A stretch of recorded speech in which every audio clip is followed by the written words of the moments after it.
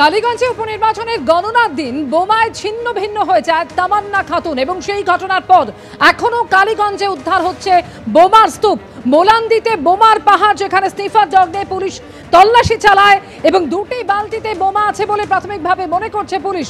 দেখতে পাচ্ছেন সেই ছবি, স্নিফার ডগ দিয়ে যখন তল্লাশি চালানো হয় এলাকায়।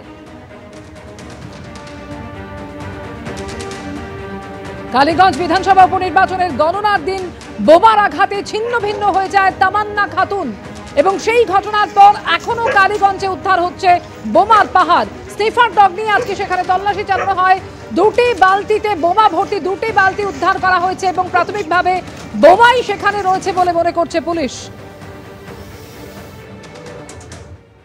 স্নিফার ডগ নিয়ে এখানের মধ্যে তল্লাশি করেছি এবং সেখানের মধ্যে আমাদের এখন পর্যন্ত দুটো বাকেট ভর্তি আমরা সাসপেক্টেড বোম সাসপেক্ট করছি আমরা, তো যেটা পাওয়া গেছে এবং আমরা অলরেডি গার্ড প্লেস করেছি এবং হোপফুলি কালকের মধ্যে ওটা আমরা ডিসপোজ করব। এখন তল্লাশি চলবে? হ্যাঁ, এরকম আগামী দিনেও চলবে।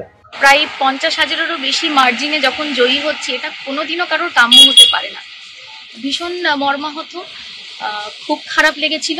একটা ঘটনা ঘটে গেছে, আমরা দলীয়ভাবে এই ঘটনার চরম নিন্দা করি এবং যে বা যারা দোষী আমরা এনশিওর করব তারা যেন সর্বোচ্চ শাস্তি পায়। এই ব্যাপারে কোনো রকম কোনো কম্প্রোমাইজ নয়। তামান্নার বাড়িতে যাবেন? আমি যাব। কথা বলবেন মায়ের সাথে? হ্যাঁ, অবশ্যই। মায়ের সঙ্গে আমার সমবেদনা রয়েছে, আমি খুব তাড়াতাড়ি যাব এবং কথা বলবো।